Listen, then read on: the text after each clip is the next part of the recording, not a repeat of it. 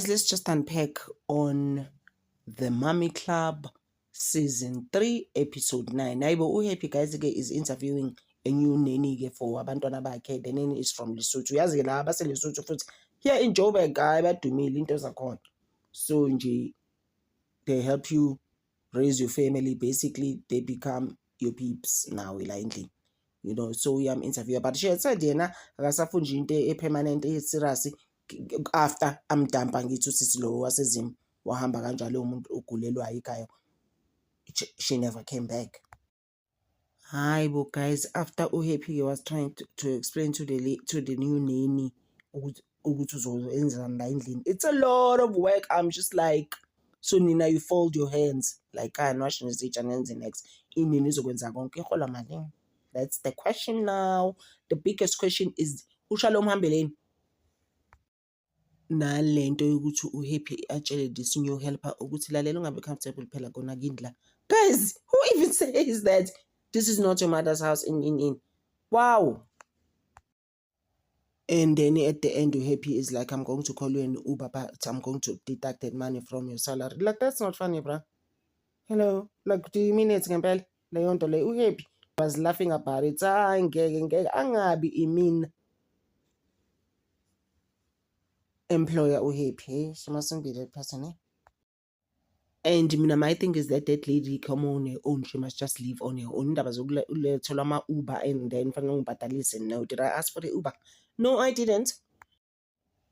So Unoxige has this event. Remember, she had said she'll have an event, and then she invites the ladies, and then event I can jack on Dagale. You don't understand what type of an event is this event, but anyway, the ladies get to come. Zisu ganje pansi uRosette bese busy no Mrs. J sembize igama lakhe liphelele ukuthi oh so you are Mrs. J so maliphelele igama lakho so who do we call you? I find that uRosette is very confident and doing trouble zimbuzo interview abantu though, and sometimes when you first see people you can't come off like that. You need to calm down because manje kuba sengathi you have been told ukuthi lo uba lo ulabani. You must treat them like this. Yabona uNox manje kuba sengathi umnikezile ibriefing ukuthi lalela usibanibani umthathe umehlise uphezulu kakhulu yaphapha. Uyabona manje ukuthi she comes off kanjani. She needs to calm down a bit. So uRosette nje was just asking the ladies ukuthi nje how are you finding yourselves nje Mummy Club, how do you feel about this whole situation and being on TV and all of that. Phela di angithi usane squeege no sisters lo kimgadani wa hayi angithi bakhuluma kanjalo vela abantu baseMamelodi kimgadani wa hayi wakamo. I think this one is from Hammanskraal Mrs. J, but I've heard her speak bidi Mrs. J also. So uyabona nje ukuthi uyabona uMrs. J ukuthi abantu ngase bakhuluma ngami athi nina ningacabanga ukuthi mhlamba angazi ukuthi ngithini and you forget ukuthi mina ngikhulele eKasi. I'm not dumb, eh? I can see right through you.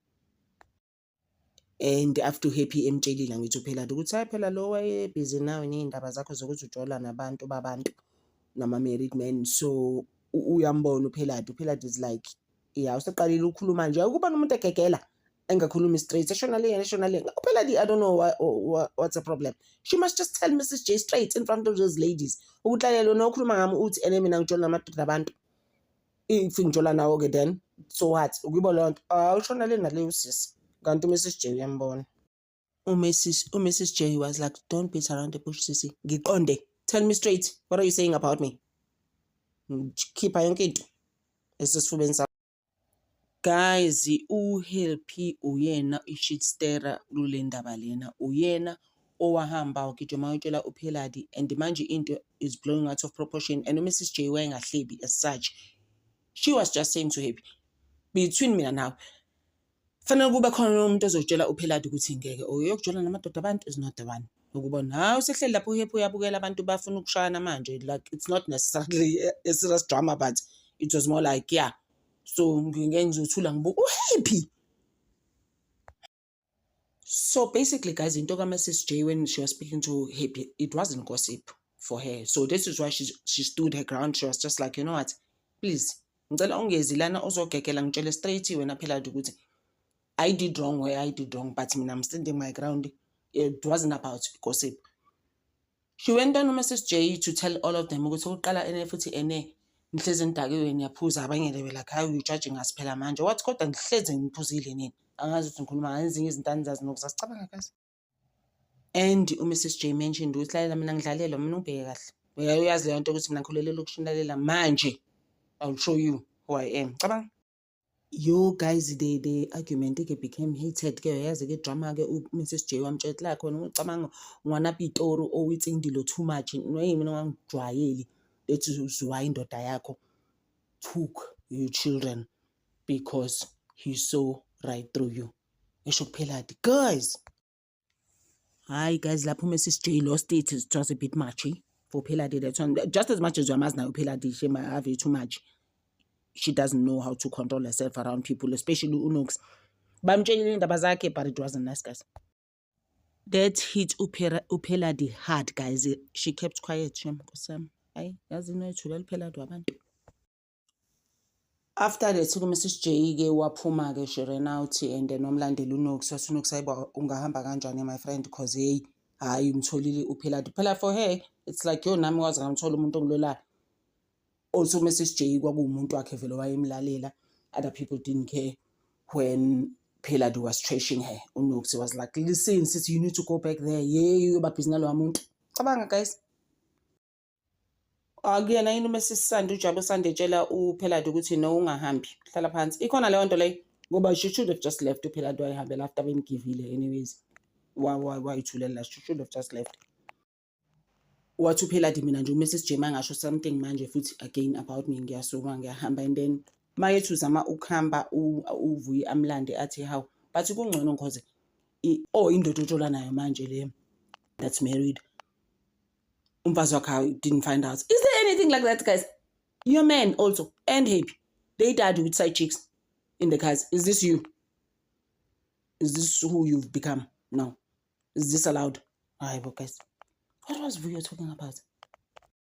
uPeladi kuma diaries ke she went on to say ukuthi you know what mina I'm not gonna justify myself ngimthanda umuntu ngiyamthanda umuntu. Guys, those things are not right. Mina you've heard me talking here on this channel especially in News Galo about mistresses ukuthi amanye ama mistresses and also thina when we were growing up ayishawa ama mistresses and you can't live your life when as a mistress for the rest of your life. You understand? Now can you just be number one ngelinye ilanga wazi ukuthi yazi la ngishaya isicathulo umuntu wami lo ending ngishaya isicathulo ungalibeli uzincoma ngokubiwa imistress. That's not nice in the first place. And uHappy and Vuyi are not really helping her uPeladi. They are condoning lento lo ukuthi yazi in actually being a side chick is actually nice. Njani guys? How? uRosetti akuyena yini ehambe yolanda uHappy ethi wena I heard ukuthi wathi kumnganami uNoxie dating a white man is not an achievement. What are you saying? Okhuluma ngani? Yo. Also uHappy, right? Beno Vuyi are raising girls. They cannot be these people.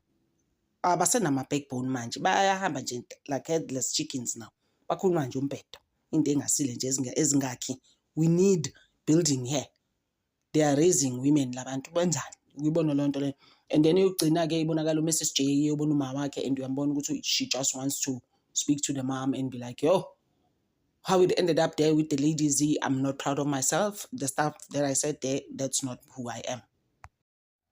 So guys, it ends up Mrs. J talking to her mom. Her mom did help her a lot. The mom gave her the best advice. A person that's your confidant, like your mom, you are free with that person. So hopefully she will apologize to Peladi because guys, if you start talking about my children, how they took away my children, ungazelapi as a mother, mina ute my feet now. You don't even know the dynamics. Remember I said we do Peladi with the children ending up with the husband. We don't know the dynamics, guys. We can't keep on judging. But my thing is that you are on mommy club. You are on mommy club. Please bring your children. Can we see your children?